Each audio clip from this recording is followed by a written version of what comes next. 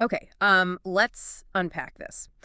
Because we have a stack of documents on the table today that, quite frankly, really shouldn't belong together. No, they really should. Like, if you were organizing a library, these would be on three completely different floors, maybe different buildings entirely. At least 3 different floors. And honestly, I mean, one of those floors might be in the restricted section where you need special clearance just to get through the door. Right. Because on one hand, we have the modern NIV Holy Bible, and specifically we're looking at the heavy foundational texts from Deuteronomy, Exodus, the Psalms. The bedrock stuff. Yeah, the bedrock of Judeo-Christian law, the stuff that essentially shaped Western civilization. But then, sitting right next to it, we have two absolute heavyweights of ancient magic. Grimoires.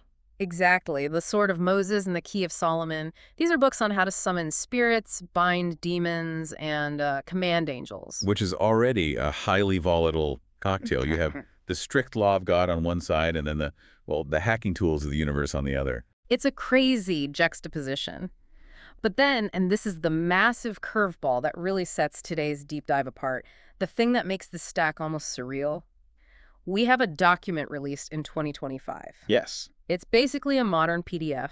It's titled The King's Doctrine, and it is written by a man named Tyson Jay Palmer. And let me tell you, the claims in this document, they make the ancient magical texts look almost tame by comparison. It is a fascinating modern enigma. And you're right. On the surface, this looks like a completely chaotic mix, a theological garage sale, if you will. But the reason we've pulled these specific sources together for you today is that we are attempting a triangulation of authority. A triangulation, I like that phrasing. But before we get to the geometry of it all, I have to address the elephant in the room. Or rather, the king in the room. Let's do it. Because when I first picked up the King's Doctrine, I honestly thought I was reading a prank. It's certainly jarring to read for the first time. Jarring is a very polite word for it. The man lists his titles right there on the front page.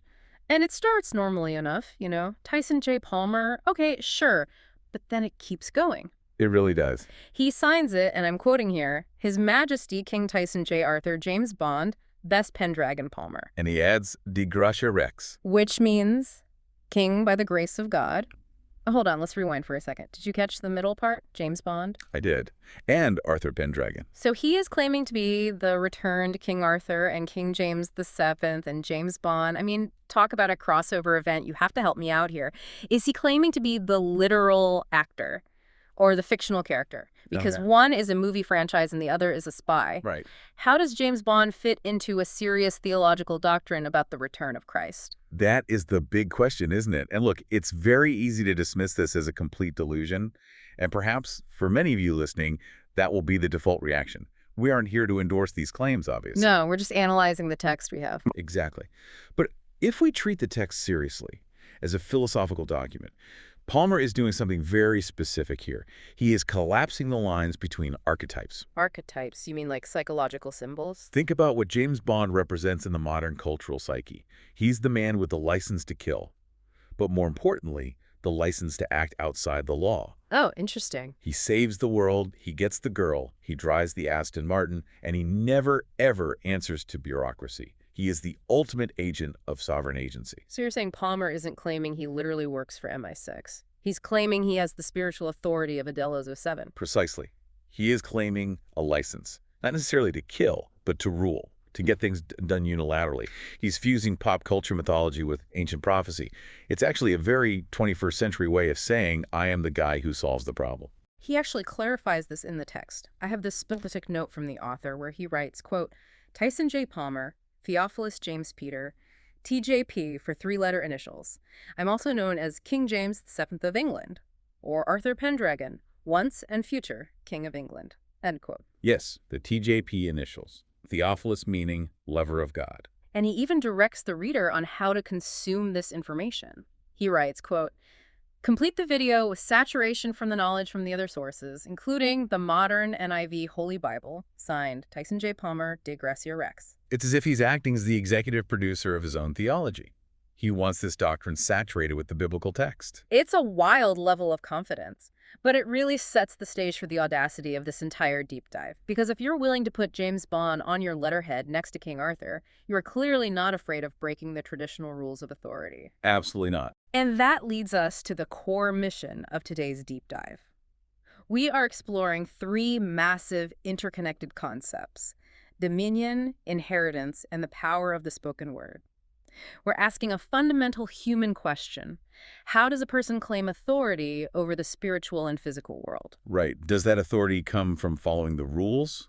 Does it come from knowing the secret passwords? Or does it come from just being the guy? So settle in, because we are going from the blood-soaked deserts of Sinai to the ritual chalk circles of medieval magicians and landing right in the middle of a modern claim to the throne of England. And way beyond England, actually. Let's jump straight into section 1. The proclamation of the modern king. We've touched on the titles, but we really need to go deeper into the actual theology here. Because Palmer isn't just claiming political power, he's claiming a very specific spiritual identity. Correct. The text uses a fascinating theological term, kaita.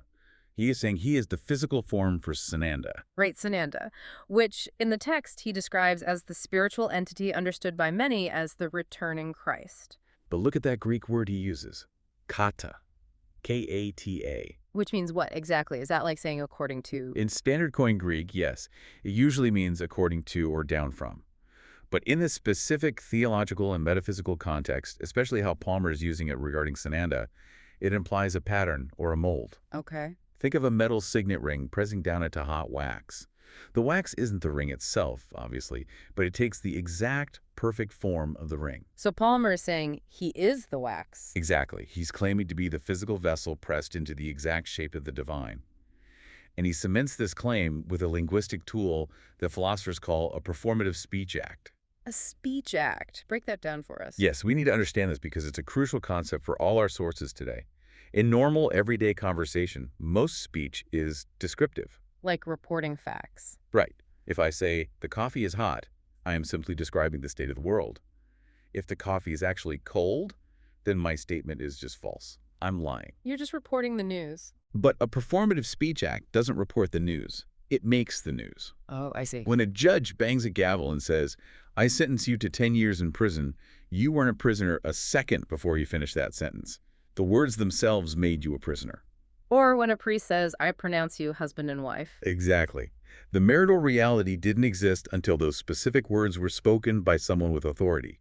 So when Palmer writes this phrase, and I'll quote the transliteration provided in the text here, Sananda wa Taisonda, Maranatha Kataga. Which translates to what? Sananda is Tyson.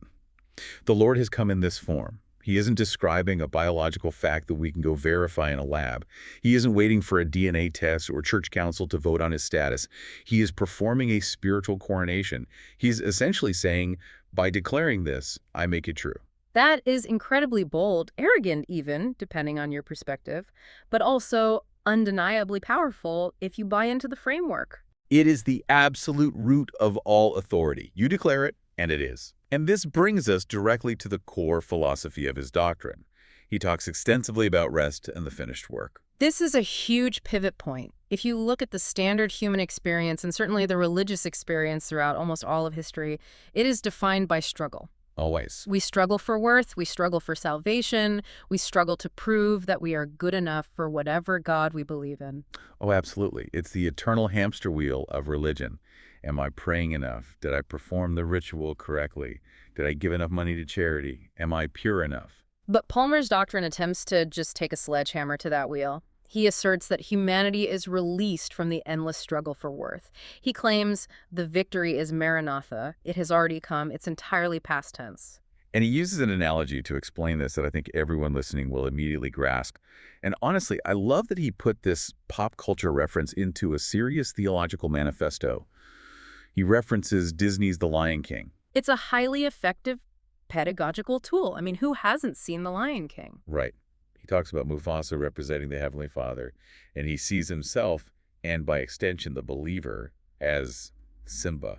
But specifically, he focuses on the moment of inheritance. Everything the light touches. That iconic scene where they are sitting on Pride Rock looking out over the kingdom. But think about the second act of that movie. What actually happens to Simba after that? He runs away. He thinks he ruined everything. He lives in the jungle. He eats bugs with a meerkat and a warthog. He completely adopts the philosophy of Hakuna Matata. Which means no worries. But in the context of the film's narrative, and certainly in Palmer's theological analysis, Hakuna Matata isn't actual freedom. It's deep denial. Simba is the rightful king of the Pride Lands, but he is living like a marginalized pauper. He's entirely forgotten his identity. Yeah. Palmer argues that most people are acting exactly like Simba when he was eating bugs in the jungle. We are forgetting who we fundamentally are. He's saying, no, you are the king. Step into the inheritance. The work is done. That's a fascinating flip of the script. We usually think of a no worries, Hakuna Matata lifestyle as the ultimate goal of peace. Palmer is saying, no, the actual goal is responsibility. The goal is ruling your domain. And that inheritance, according to Palmer, isn't something you can ever earn. You don't earn the sunlight touching the Pride Lands by being a good lion. It's simply yours by birthright. And this is where he strongly diverges from a lot of traditional religious structures. He explicitly states that this teaching belongs to no single religion or nation. It is a universal philosophy of restoration. He completely rejects the idea of separation. He says God's love is living, present, and whole. It sounds very peaceful, very restful. It really does. But this is exactly where we have to engage our critical thinking as analysts and bring in our other sources. Because this concept of an inheritance is not something that started with Tyson Jay Palmer or a Disney movie in the 90s.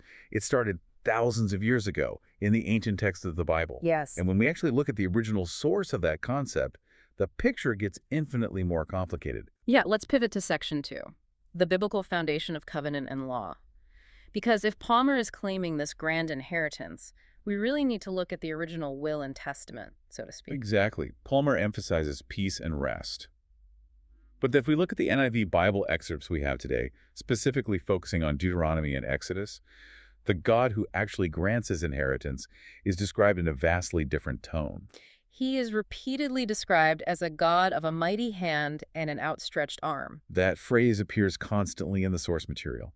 Mighty hand and outstretched arm. It implies sheer force. It implies kinetic action. And frankly, it implies extreme violence. I was reading through these passages to prepare for this, and we're looking at texts where God talks about systematically killing the firstborn children of Egypt. He talks about swallowing rebels alive into the earth. Yes, the Dathan and Abiram rebellion. The source material explicitly mentions God's severe discipline, how the earth literally opened up its mouth and swallowed them whole along with their families simply because they challenged the established authority of Moses. That is dark. This is a fierce, deeply jealous God. In Deuteronomy, there are explicit, uncompromising commands to completely destroy entire nations. The Amorites, the Canaanites, the Hittites, wipe them out. Show no mercy. It's definitely not Hakuna Matata. No, it is the exact opposite. And this highlights a massive conceptual contrast. Palmer's king offers unconditional rest. The biblical king demands absolute allegiance and total purity. Look at the structure of the covenants detailed in the NIV text. Right, let's go through them. We have Noah first. The rainbow in the sky, yes. The promise not to flood the earth. But look closer. It also includes the strict demand for an accounting of lifeblood. The text says, whoever sheds the blood of man, by man shall his blood be shed. It's a very harsh transactional justice. Then we get to Abraham. The covenant of land. This is the original theological inheritance. Canaan is given as an everlasting possession, but it requires circumcision, Right. a physical, permanent, and painful mark of the covenant carved into the flesh. And then Moses, the really big one. The law, the Sabbath, the feasts. The text is incredibly specific about the mandatory festivals, the Feast of Weeks, the Feast of Ingathering. But what really stands out to me, especially when we contrast it with Palmer's concept of the finished work, is the sheer exhausting amount of labor involved in maintaining biblical holiness. I really want to push back on Palmer's idea of rest for a second here, because it sounds beautiful in a modern manifesto. But when you actually sit down and read the book of Leviticus, man, rest is the absolute last word that comes to mind. It is grueling. Butchery is the word I was thinking of. I was reading the specific instructions for the fellowship offering in the source material, and the level of anatomical detail is genuinely startling. It's not just, hey, sacrifice a sheep to say thank you. No, it's a highly regulated surgical procedure. You have to carefully remove the liver, you have to extract the 2 kidneys, you have to take the specific layers of fat that cover the inner parts, the fat tail, and you have to burn them on the altar in a very specific sequence. Imagine doing that day after day in the blazing desert heat. The smell of burning fat, the gallons of blood being sprinkled, the flies. It is visceral sensory overload. And the stakes are literal life and death. That's the crucial context we can't ignore. In the ancient biblical worldview, God is holy. But holy like a nuclear reactor is holy. That's a great way to put it. You can't just walk up to an exposed active nuclear reactor in your flip-flops and a t-shirt and say, hey, I love you, let's be friends. You will disintegrate. You will die. You need a heavy-duty hazmat suit. Exactly. The rituals, the sprinkling of blood, the burning of the kidneys, the strict washing of hands and garments, that entire system is the hazmat suit. The mighty hand and outstretched arm we saw in Deuteronomy, that is a highly radioactive, dangerous hand. The sacrificial rituals were the specific technology that allowed fragile human beings to survive proximity to that kind of raw power. So when Palmer comes along in 2025 and says, hey, everyone, relax, it's a finished work, you're the king, just rest, he's basically telling everyone to take off the hazmat suit and walk into the reactor core. He's saying the reactor has been permanently turned off. Or perhaps more accurately for his theology, he's saying that the deadly radiation has been miraculously transmuted into harmless, warm sunlight. Which is a beautiful, comforting thought. But if he's wrong... If he's wrong, you are standing completely naked in front of consuming fire. That is a genuinely terrifying image. Yeah. So on one side, we have Palmer claiming authority purely through identity. I am the king, therefore it is mine.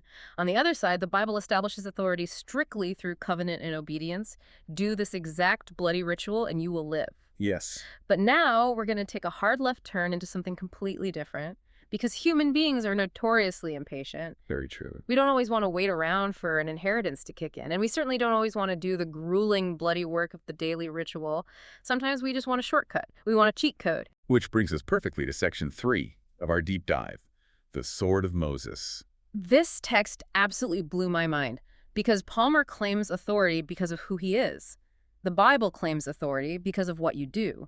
The Sword of Moses claims absolute authority purely because of what you know. Specifically, hidden names. Let's clarify this for you listening at home because the title is tricky.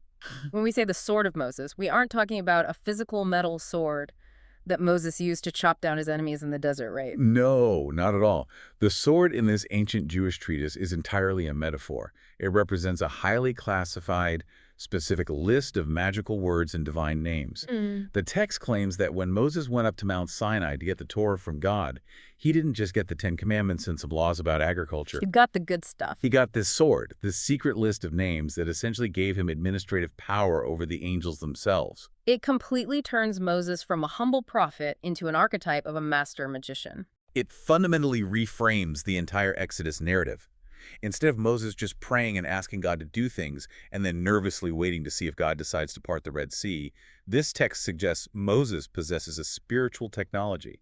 He uses the sword to forcefully compel the spiritual world to act on his behalf. It's exactly like finding the master admin password for the universe's operating system. That is the perfect analogy. And the text lays out an angelic hierarchy that is incredibly bureaucratic. It literally feels like reading a modern corporate org chart. Let's walk through that structure, because it's not just a vague cloud of God and angels. It's structured in very rigid layers. It is a strict, unyielding hierarchy. The text describes 13 ruling princes. You have 4 princes at the very bottom who are directly appointed over the sword and the Torah. Then there are 5 princes ranked above them. Then 3 senior princes above them. And finally, sitting at the absolute apex, the highest prince. The text actually gives his name. It's spelled with an apostrophe. HYW space PSQTYH. Yes. A name that looks almost entirely unpronounceable to modern English speakers. It's a complex string of specific consonants, breath sounds, and power. I'm not even going to attempt to say it out loud again. But the mechanism of power here is what's truly fascinating. You called it the domino effect when we were looking over our pre-show notes. That's the best way to visualize the mechanics of this magic. Yeah. The text explicitly says that if you adjure, meaning if you formally command the highest prince using his secret name, he absolutely must bow to your will. Okay. And because the CEO bows, the 3 senior vice presidents below him must also bow, and then the 5 directors below them, and the 4 managers below them, and then the thousands upon thousands of chariots of angels under them all fall into line. So you just bypass middle management completely. You go straight to the CEO with his secret password, and the entire multinational corporation has to do whatever you say. You don't waste time arguing with the interns. Exactly. It's a massive authority hack. Under this system, you don't necessarily need to be perfectly holy. You don't need to meticulously dissect a sheep's kidney. You just need to know the name and have the audacity to speak it. But this raises a huge, glaring theological loophole. I mean, I'm looking at this as a skeptic here. How on earth does a human being, a fragile bag of meat and bones, full of sin and daily mistakes, somehow command an eternal archangel who has literally seen the face of God? Why wouldn't the angel just smite him? The text anticipates that exact question and addresses it explicitly. And honestly, this is the twisted genius of the whole system. It says that God himself commanded the angels to strictly obey anyone who successfully uses the correct names. Wow. It frames the Almighty as the ultimate patron of magic. The angels aren't bowing to you out of respect for your personal power or righteousness.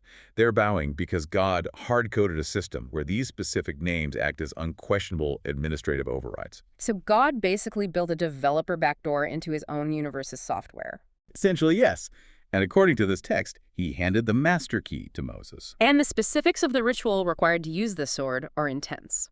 The text lists these long, complex names like QGY, WHY space HW space Y space apostrophe L space YH, which it translates as the righteous king.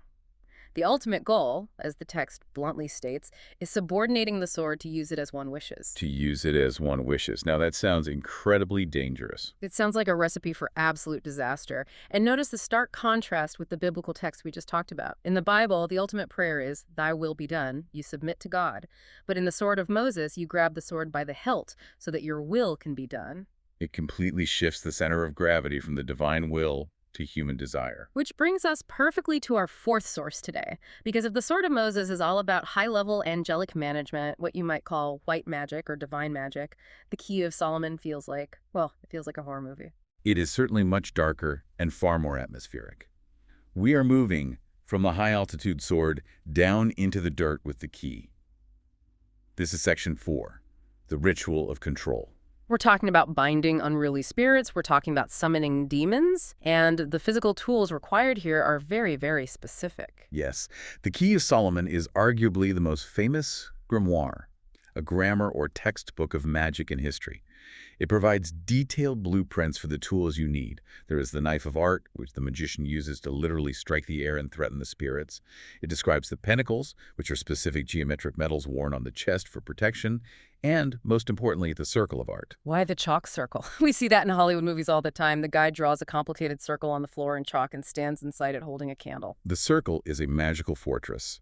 Geometrically, it has no beginning and no end, which represents the infinite, unbreakable nature of God. When you stand inside that perfectly drawn circle, you are standing on consecrated, untouchable ground. Okay. But outside the circle, that's where the raw chaos is. And the text goes out of its way to describe the terrifying atmosphere when these spirits actually appear. It's definitely not a peaceful Lion King sunrise over the savannah. Far from it. The source material explicitly warns that the spirits will appear with great noise, massive hailstorms, and thunder. They will intentionally take on horrible, monstrous forms to strike panic and fear into the heart of the magician. Why do they do that? Just to scare them off? To break their will. Magic in this tradition is entirely a battle of psychological dominance. If the magician flinches, if they drop the knife, or worse, if they panic and step even one toe out of the circle, all their authority is instantly lost. And the spirits will attack. They are constantly testing you. They're asking, do you really have the divine authority to command me? Or are you just a terrified little primate standing in a chalk circle? And how do you actually win that psychological battle? Again, just like with Moses, it comes down to naming. Conjurations. The text provides long, exhausting lists of divine names that the magician must scream at the spirit to force obedience. Names like El, Shaddai, Elohim, Sabaoth. And the big gun, the most powerful name, Ahia, Asher, Ea. I am that I am. Exactly. That is the name God gives to Moses at the burning bush in the book of Exodus. Now, in the Bible, that name is a profound theological revelation of God's eternal self-existent nature. But in the Key of Solomon, that exact same name is weaponized. It's a spiritual shackle. The tone of these conjurations is wild. It sounds exactly like a frantic legal summons. I conjure ye by the judge. It is exactly the tone it's going for. It is highly litigious. I adjure you, I constrain you, I command you under pain of eternal torment. And the expert insight here that connects all this is how these specific names are directly linked to the Kabbalah, specifically the Sephiroth or the Tree of Life. The Sephiroth. Explain how that connects. The text explicitly maps these divine names to the 10 spheres of the Sephiroth. For example, Kether, which means the crown, is directly linked to the name Ihe. Melkuth, which means the kingdom, is linked to the name Adonai. Right. The magician isn't just yelling random holy words. He is essentially building a complex, multi-dimensional map of the divine universe in his mind and saying to the demon, I know the map. I know exactly where you live. I know exactly who your boss is. It's weaponizing the chain of command. Oh, precisely. And there's a fascinating fragment included in our source material from the 19th century occultist Eliphaz Levi that talks about a counter-hierarchy. The Kabbalistic hierarchy of the shells. This feels crucial for understanding the real stakes of this magic, because if there is a structured ladder of angels, there has to be a ladder of opposites. Levi describes the sacred ladder of the spirits of light, which he calls the Tayath HaKadosh. But he strictly warns that if you invert that ladder, if your magic descends instead of ascends, you immediately encounter the counter-hierarchy of the shells. The shells. That is such a creepy, evocative term for demons. Why use the word shells? It implies a terrifying emptiness. A shell has no life of its own. It only mimics life. It's a dead husk that feeds on the energy of others. Levi explicitly lists the adversaries you find down there. Satan and Moloch, who he calls the double-headed ones, and he issues a very strict, ominous warning. Quote, "Accursed be he who undertaketh our art without the qualities requisite." So unlike Tyson Jay Palmer, who opens the doors and says, everyone come to the table, the work is finished, you're all kings. The Key of Solomon says, do not even attempt to try this at home unless you are absolutely flawlessly prepared. Or the consequences are physically and spiritually dire. The text literally says that if you fail, God will abandon the unprepared magician to the depths of hell amongst the impure spirits. Okay, so we have all our major pieces on the board now. We have the modern king, Tyson Jay Palmer, claiming it's all done. He's James Bond, he's Arthur, he's the physical vessel for Sananda. We have the ancient biblical law demanding continuous blood and sacrifice for purity. We have the Sword of Moses offering administrative cheat codes. And we have the Key of Solomon offering litigious constraint over demons. It's quite the spectrum. Let's move to Section 5, Synthesis, the clash of doctrines. Because we have to try and connect these dots, let's look at this dynamic of rest versus ritual. Because what we are really looking at here are three fundamentally different ways of dealing with the divine reality. Yes. Think about the core approach to the divine in each of these texts. The Bible's core mechanism is obedience. You obey the strict terms of the covenant, and God blesses you. If you disobey, he curses you. It is a classic relationship of sovereign and subject. Right. I am the Lord your God, do exactly what I say. But then the grimoires, both Moses and Solomon, their core mechanism is technology. You know the exact password, you draw the exact circle, and the spirit mechanically obeys. It's a relationship of operator and mechanism. And Palmer's core mechanism is identity. You don't obey and you don't operate. You simply realize that you are the inheritance. It is already done. It's a relationship of father and son, or even a total unity of being. It's the difference between asking your boss for a raise, which is the Bible, hacking the payroll system to give yourself a raise, which is the magic, and realizing that you actually own the company, which is Palmer. That is actually a brilliant analogy. Yes, the Solomonic magician is absolutely hacking the payroll. He's using the stolen admin codes, the divine names, to force a payout from the universe.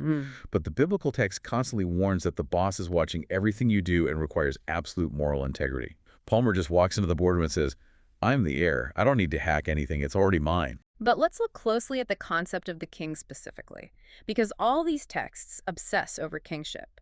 Tyson Jay Palmer puts it right there in his name, Dei Gratia Rex. They absolutely do. In the biblical texts, God is the great king residing on Zion.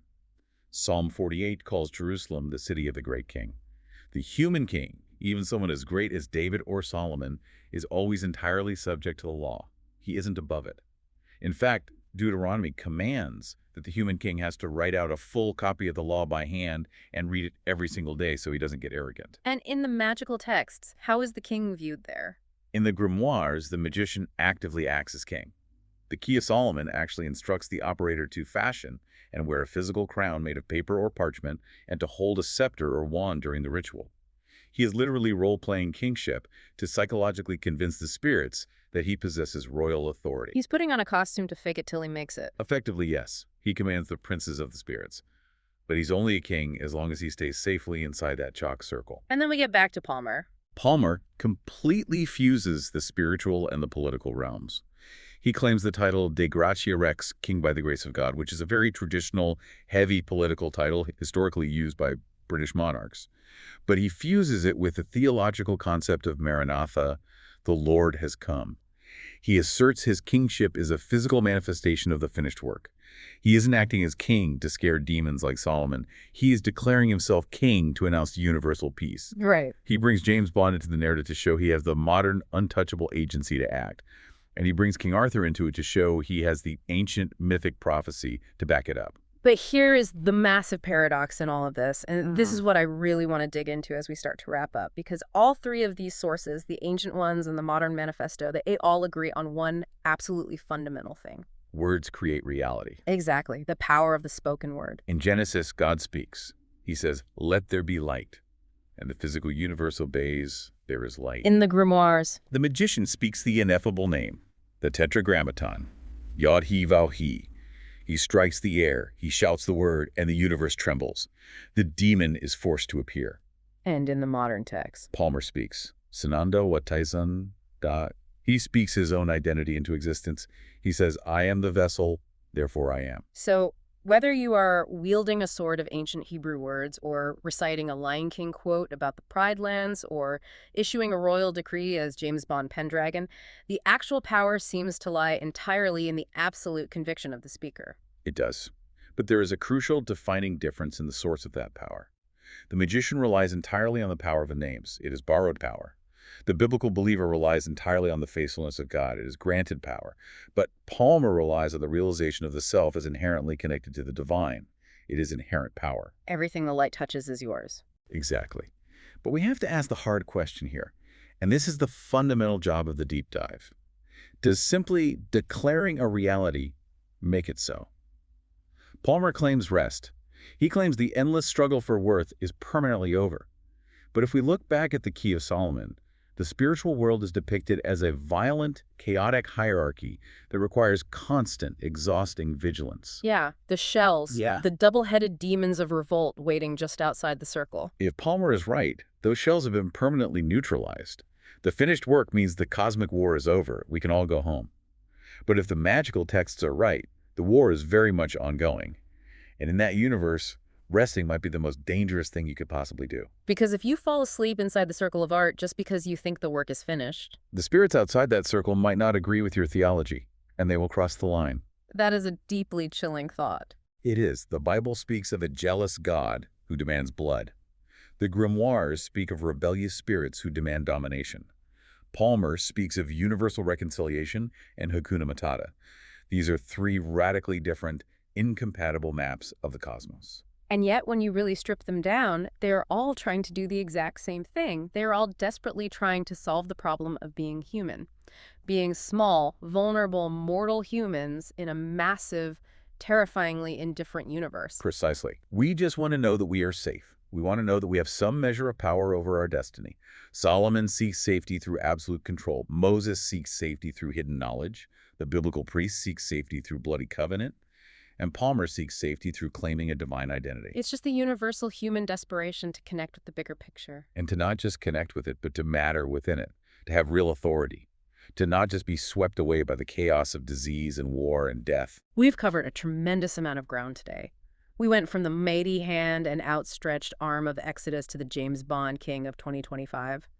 We've looked at the intricate details of blood sacrifices, the corporate ladder of administrative angels, and the terrifying sensory details of summoned demons. It really is a full, overwhelming spectrum of human authority. So here is the final provocative thought I want to leave with you, the listener, today. And it's something we touched on just a second ago, but I want to let it linger in your mind. Go on. Palmer claims that the work is finished. He says, rest, Maranatha. He openly invites us to be Simba, standing proudly in the warm sunlight of our inheritance.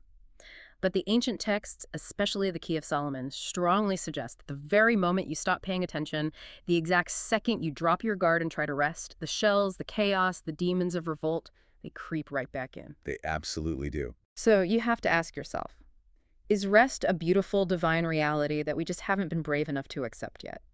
Is it true that the war is actually over and we're all just shell-shocked soldiers who haven't heard the good news?